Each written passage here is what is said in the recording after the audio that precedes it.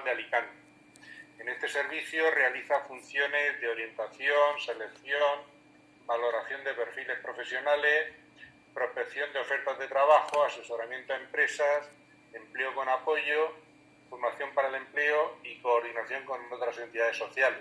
Por lo tanto, creo que él sí que podrá ahora darnos otra visión, puesto que a él ya le llegan, digamos, más crecidos y más mayores, y nos dirá, si lo he dicho hasta ahora, qué sirve y lo que no sirve. Juan, cuando quiera, encantado, buenas tardes. Hola Antonio, encantado, y gracias a la universidad por invitarme. Sí, yo me he apuntado algunas cosillas para el debate, pero si queréis las dejamos después. Yo en líneas generales coincido bastante con lo que se ha dicho, especialmente con lo que se ha hablado de intentar educar en entornos ordinarios y bueno, y también en la reflexión que has hecho, Antonio, sobre la autonomía previa. Hay veces en que la discapacidad es mucho mayor y cuando se ha trabajado la autonomía pues se nota muchísimo más a la hora de encontrar un trabajo. Bueno, yo me voy a dedicar a hablar de lo que se hace después de la etapa educativa, después de los 21 o 22 años que estábamos hablando. Y hemos titulado Recursos y trayectorias a mi charla, y me voy a centrar primero en una primera parte en los recursos, que los tengo aquí a mi derecha apuntados, y luego ya si eso hablamos de trayectorias, si me da tiempo, que creo que lo más rico es lo de las trayectorias, pero es una reflexión cortita.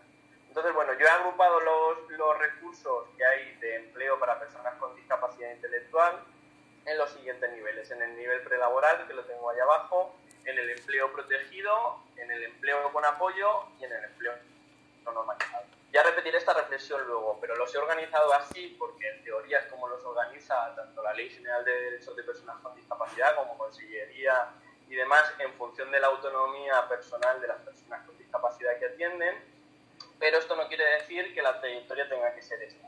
Lo veremos más adelante. ¿Bien? Voy a empezar por el nivel prelaboral, en el que... esto me ha ido. Vale, el nivel prelaboral son los centros ocupacionales, que, como sabéis, la Ley General de Derechos de Personas con Discapacidad los define como servicios de ajuste personal y social, con los objetivos de conseguir el máximo desarrollo personal y también, muy importante, la capacitación y la preparación para el acceso al empleo. Y la ley incluye un cuando fuera posible, que ya podemos entrar luego en debate de cómo es de cuando fuera posible, ¿no? Es importante diferenciarlo de los centros de día, pues porque los centros de día no tienen este enfoque. ¿Se me corta? Te quedas bloqueado, sí, pero sigue.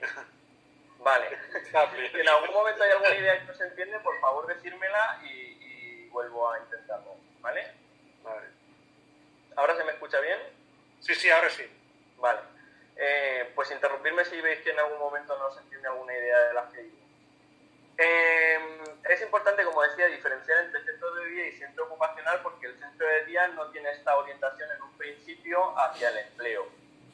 La realidad de la Comunidad Valenciana es un poco diversa, porque sí que es verdad que tanto de centros ocupacionales como el centro de día hay menos plazas de las demandadas, y por lo tanto muchos perfiles de centro ocupacional acaban en centros de días y muchos perfiles de centro de día acaban en centros ocupacionales, con lo cual al final esta diferenciación entre centros ocupacionales y centros de día pues no se respeta tanto, porque los servicios se han tenido que adaptar un poco. Esto también hace que este objetivo que marca la Ley General de Derechos de Personas con Discapacidad de trabajar para el empleo se quede, desde mi opinión, un poco a veces de lado, y muchas personas se queden en centros ocupacionales durante toda su vida y no den el paso al trabajo, al empleo, ¿vale? Porque recordemos que aquí estamos en un nivel prelaboral. El siguiente nivel que yo he puesto es el del empleo protegido, que estaría centrado en los centros especiales de empleo y en los enclaves laborales. La Ley General de Derechos de Personas con Discapacidad los conceptúa como entidades donde se hace actividad productiva en operaciones de mercado. Esto quiere decir que son especie de empresas. En el caso de los enclaves laborales son subempresas, ¿no? Una parte de las empresas que contratan solo a personas con discapacidad, pero los centros especiales de empleo actúan como empresas en el que más del 70% de las personas tienen que tener discapacidad. Los objetivos que marca esta ley sobre los centros especiales de empleo es asegurar un empleo remunerado a las personas con discapacidad y la inclusión en el empleo ordinario. Es decir, que la ley también marca que uno de los objetivos de los centros especiales de empleo es que las personas acaben trabajando fuera de los centros especiales de empleo, luego en el empleo ordinario. Estos centros especiales de empleo también se caracterizan por tener una unidad de apoyo que tiene que brindar servicios de ajuste personal y social. Es decir, que los centros especiales de empleo deberían y muchos lo proporcionan, un servicio de apoyo para que la persona se adapte al trabajo, aprenda el trabajo y luego también pues se le apoye en el resto de necesidades tanto de la vida personal como social.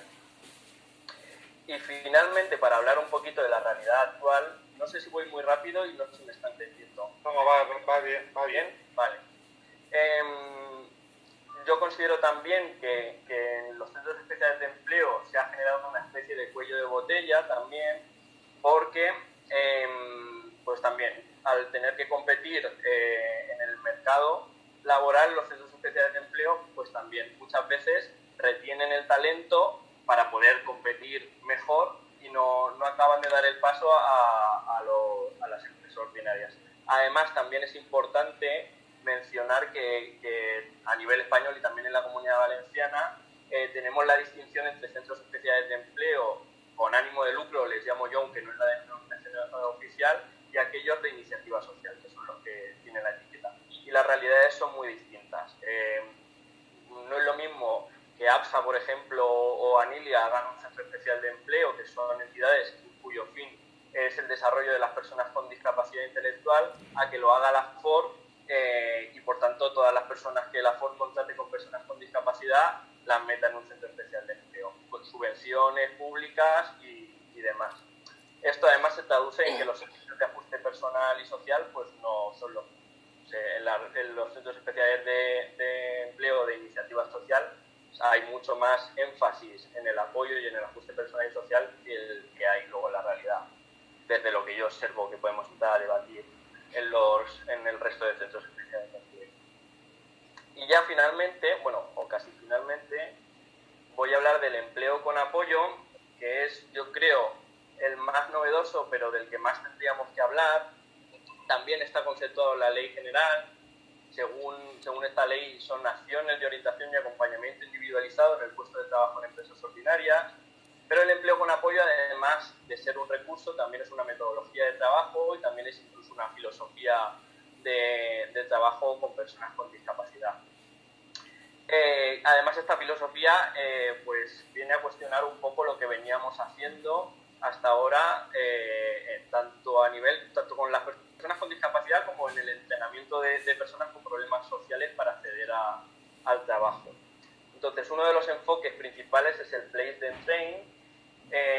Hasta ahora veníamos intentando entrenar a las personas con discapacidad y hasta que no estuvieran completamente preparadas para trabajar, no tenían contacto con el mundo empresarial o no empezaban a trabajar, y la realidad es que las personas sin discapacidad, cuando entramos a trabajar, tampoco sabemos hacer exactamente ese trabajo.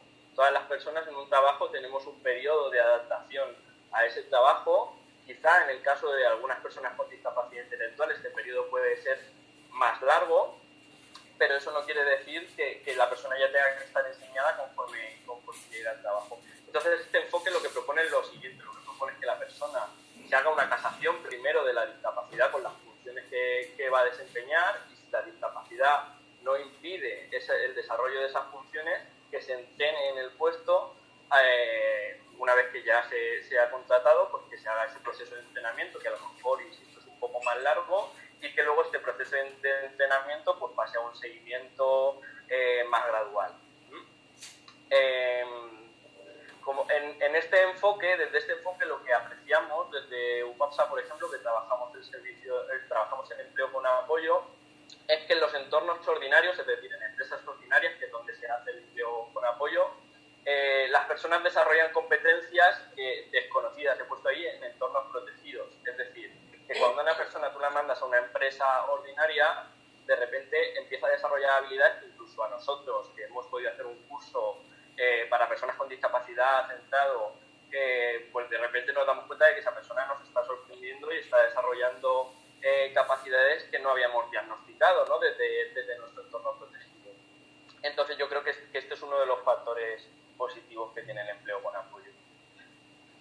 Luego, por otro lado, el empleo con apoyo está muy centrado en la inclusión social y en la calidad de vida. Lo que pretende el empleo con apoyo es que una vez que la persona ha conseguido el empleo, este empleo impacte positivamente en la calidad de vida de la persona y, por tanto, pues eso, tiene un enfoque centrado en la calidad de vida y los apoyos no se restringen únicamente a estar con la persona en el centro de trabajo, sino que si se detectan otra serie de necesidades para la vida social de la persona, pues también se intenta o intervenir o derivar o cualquier cosa por el estilo.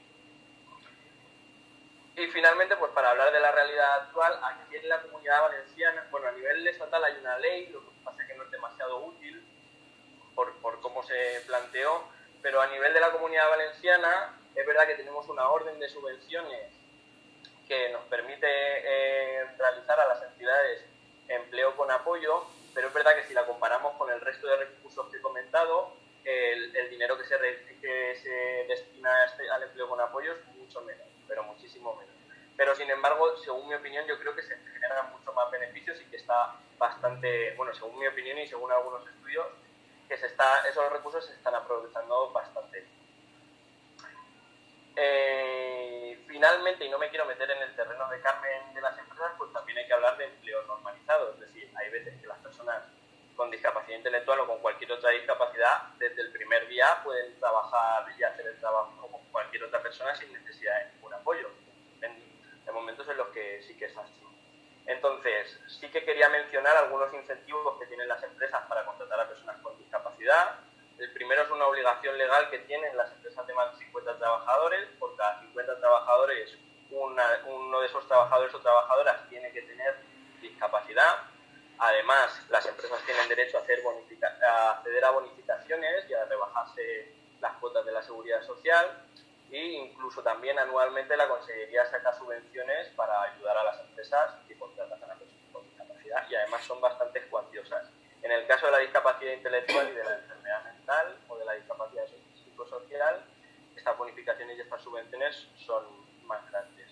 No sé cómo voy de tiempo. ¿Me da tiempo a hablar de las trayectorias, Ana? Sí, 5 minutos tienes para... Vale, sí, pues yo creo que es suficiente. Vale, bueno, pues como he dicho al principio, parecería que la trayectoria normal es pasar por todos estos niveles, pero la realidad es que esto es bastante cuestionable. Sí que es verdad que el sistema está planteado así para ir desarrollando autonomía poco a poco, pero en realidad pues esto depende de la autonomía desarrollada por la persona. Es decir, puede ser que una persona acabe su vida educativa y ya tenga una autonomía suficiente como para estar, por ejemplo, en un centro especial de empleo. O puede ser que la persona esté en un centro ocupacional y pase directamente a hacer empleo con apoyo. De hecho, en UPAPSA tenemos un programa. UPAPSA, como sabéis, es una federación de asociaciones. Las asociaciones de la provincia tienen centros ocupacionales. Tenemos un programa, como decía, que se llama Destino Empleo, que trata de incentivar que los centros ocupacionales manden a gente a la empresa ordinaria, ¿no? Y esto lo hacemos mediante la metodología de empleo con apoyo. Consideramos que es muy importante que el empleo con apoyo es una herramienta para trabajar esos cuellos de botella de los que he estado hablando, tanto en el empleo protegido como en los centros ocupacionales, y para que la gente con discapacidad intelectual acceda al mercado laboral ordinario. Que para nosotros, si es importante para la educación, pues también es importante para la vida en general que las personas estén trabajando en entornos ordinarios. Me decías antes, por ejemplo, Antonio, el tema de trabajar las habilidades sociales y demás en entornos, pues yo creo que aquí es el sitio perfecto para hacerlo. Nosotros, por ejemplo, ofertas para personas con discapacidad, sí que es verdad que tenemos algunos casos en los que las personas rechazan por miedos y por reparos, pero creo que eso se puede trabajar de manera transversal. Bueno, lo hablaremos si queréis en el debate, pero que no solemos dejar puestos vacantes por miedo o por reparos. Normalmente en nuestro servicio de empleo las ofertas las solemos cubrir, a menos que es una oferta que nos pida un perfil muy determinado y demás. Y siempre estamos deseosos de que las empresas nos pidan pidan perfiles de discapacidad intelectual. Así es que yo creo que por aquí, luego si queréis, en las preguntas podemos profundizar un poquito más. Muchas gracias.